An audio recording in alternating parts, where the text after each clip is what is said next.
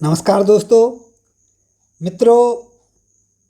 क्रोध, जिसे हम आमतौर पर गुस्सा कहते हैं, वो हम सभी के जीवन का एक ऐसा तत्व बना हुआ है जिससे निजात पाना बड़ा मुश्किल है। क्रोध में आकर के हम क्या से क्या कर देते हैं या कैसी कैसी घटनाएं हमारे लिए देखने को मिलती हैं, इनका विवरण नहीं दिया जा सकता है।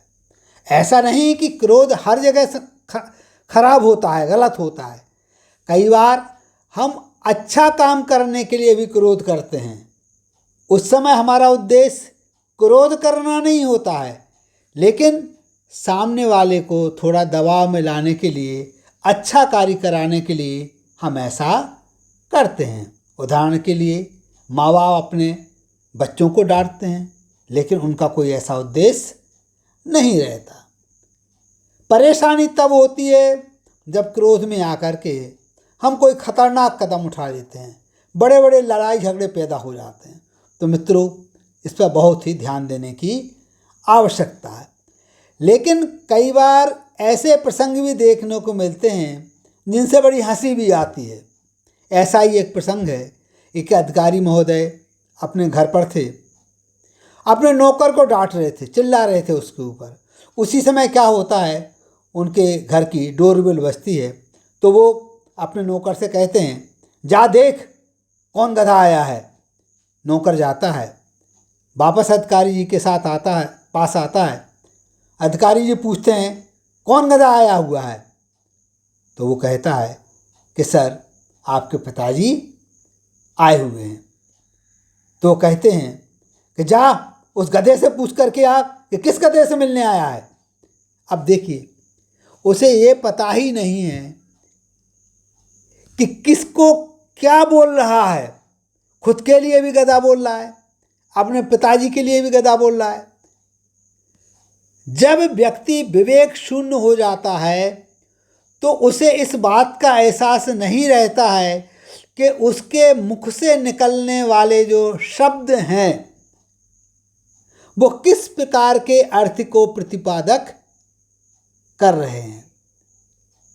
तो मित्रों, आमतौर पर हम लोग देखते हैं कि जिसने भी क्रोध में आकर के किसी तरह का कोई भी कदम उठाया है तो उसे अच्छा तो कभी नहीं माना गया है। छोटी छोटी बातों पर यदि हम क्रोधित हो जा रहे हैं, झगड़ा कर ले रहे हैं, तो इससे किसी भी तरह का फायदा नहीं है। हमारा जो मन मस्तिष्क है वो विकृत होता जाता है। हमारे लिए जो परेशानियां हैं वो समाप्त नहीं होती हैं, बल्कि बढ़ती जाती हैं। यदि आप लोग ध्यान दें, कोर्ट कचहरी में चलने वाले जो तमाम मुकदमे होते हैं, विशेष रूप से आपराधिक, उसमें बहुत से मुकदमों का कारण क्रोध ही होता है। लड़ाई झगड़े हुए, वहाँ से मुकदमा दायर किया गया, यहाँ से पुलिस थाने में पहुँच गए और मामला एक बार शुरू हो गया, वो कब ख़त्म होगा इसका कोई भरोसा नहीं रहता है। तो मित्रों, सोच समझ करके आगे बढ़िए, अपने आप पर नियंत्रण कीजिए। जब भी क्रोध आए तो किसी भी तरह का एक्शन करने से पूर्व क्षण भर के लिए रुकिए।